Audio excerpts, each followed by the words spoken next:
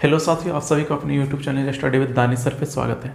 आज के इस वीडियो लेक्चर के माध्यम से हम लोग समझने वाले हैं नागपुरी वन केवरा भाग 2 से एक कविता। इस कविता का नाम है हमर गांव, जो कि जेपीएससी नागपुरी पेपर 2 के लिए बहुत ही यूजफुल है, बहुत ही इम्पॉर्टेंट है। ठीक है, और हमर गांव कविता के कवि हैं त्रिवेणी नाथ साहू। तो हमर गांव कविता जो है उनके कवि कौन है? त्रिवेणी नाथ साहू। यह बहुत ही छोटा सा कविता है जिसका इस साइड में मीनिंग दिया गया है। तो एक बार हम कविता को पढ़ेंगे और उसका मीनिंग समझाने का कोशिश करेंगे। तो आइए चलिए वीडियो को स्टार्ट करते हैं, समझते हैं इस कविता का मीनिंग क्या है। कविता है, फूस बांस कर छपरी में ढपाल गवारू, झोपड़ी में हमर गांव बसेला। ढोल मांदर बांसुरी कर उगमत सुर में हमर साधना कर रस बसेला। इकर मरम से अनजान शहरी लोलुपता वासना कर सांप डसेला। इकरे में बादल अल्हड़ संस्कृति कर दुर्दशा ले नावा सभ्यता कर भूत हंसेला। अब हम लोग इसका मीनिंग समझने का कोशिश करेंगे। इस कविता का मीनिंग है, कवि कहते हैं फूस बांस कर छपरी में ढपाल गंवारू, झोपड़ी में हमर गांव बसेला। अर्थात कवि कहते हैं कि हमारे गांव में अधिकतर गरीब लोग वास करते हैं। क्या करते हैं? वास करते हैं। वास करना मतलब रहते हैं, जो घास फूस या फिर बांस के बने झोपड़ी से, किससे? झोपड़ी से अपने जीवन व्यतीत करते। व्यतीत करना मतलब ये बिताते हैं। ठीक है, अगला लाइन है, ढोल मांदर बांसुरी कर उगमत सुर में हमर साधना कर रस बसेला।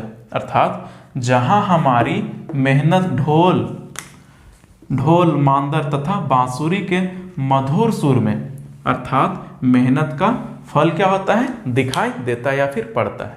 ठीक है, तो इस लाइन का मीनिंग ये था। अगला लाइन है हम लोग का, इकर मरम से अनजान शहरी लोलुपता वासना कर सांप डसेला। इकरे में बादल अल्हड़ संस्कृति कर दुर्दशा ले नावा सभ्यता कर भूत हंसेला। अर्थात किंतु इसके रहस्य को क्या बोलते हैं? यहाँ पर लिखा हुआ है एक वर्ड मरम। ठीक है, रहस्य या फिर मरम से अनजान जब शहर का लालच, क्या होता है? इसके रहस्य से या फिर इसके मरम से अनजान जब शहर का लालच, क्या चाहिए? शहर का लालच, शारीरिक सुख पूरी करने की इच्छा। ठीक है, इच्छा यहाँ पर इच्छा दिलो दिमाग में वास कर जाता है। वास कर जाता है मतलब दिलो दिमाग में बैठ जाता है। ठीक है, तो अपनी संस्कृति संस्कार छोड़ नई सभ्यता अर्थात विदेशों की रीति रिवाज को तथा रहन सहन और वेशभूषा समाज में क्या हो जाती है? हावी हो जाती है। मतलब ये बहुत ज्यादा बढ़ चढ़ जाता है। ठीक है, तो इस लाइन का मीनिंग क्या है? फिर से एक बार पढ़ते हैं। इकर मरम से अनजान शहरी लोलुपता वासना कर सांप डसेला। इकरे में बादल अल्हड़ संस्कृति कर दुर्दशा ले नवा सभ्यता कर भूत हंसेला। अर्थात किंतु इसके रहस्य से, किसके? जो कि शहरी जीवन का जो लालच होता है उसके रहस्य में या फिर मरम से अनजान जब शहर का लालच क्या होता है? शारीरिक सुख।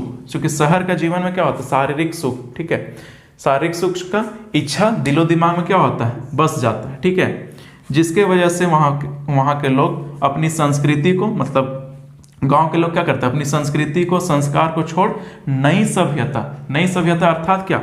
विदेशी की रीति रिवाज को, रहन सहन को, वेशभूषा को समाज में क्या कर देते हैं? इसके वजह से ये क्या हो जाता है? हावी हो जाता है, क्योंकि वो अलग सभ्यता को, अलग संस्कृति को क्या करते? रीति रिवाज को मानने लगते। कहाँ के लोग? गांव के भी लोग। ठीक है, तो ये एक्चुअली में कविता जो था त्रिवेणी नाथ साहू के द्वारा बतलाया गया हमर गांव। ये दो गांव और साथ ही साथ शहर का, दोनों के बीच का अंतर को बतलाने का कोशिश की है। ठीक है, तो अगर वीडियो आप लोग को पसंद आया तो इसे अधिक से अधिक शेयर करें। ठीक है, और वीडियो समाप्त करने से पहले हम ये कहना चाहेंगे कि अगर अभी तक आप लोग मेरे से जेपीएससी नागपुरी पेपर 2 का नोट्स या फिर जेएसएससी सीजीएल या फिर दारोगा या फिर जेटेट के रिगार्डिंग अगर नोट्स चाहते हैं तो आप लोग मेरे नंबर 6203017710 पे कांटेक्ट करें। इसके बाद फिर हम लोग देखेंगे वन केवरा भाग 1 से या फिर भाग 2 से ही एक अलग कविता। तो आज के वीडियो पे इतना ही, मिलते हैं अगले वीडियो पे।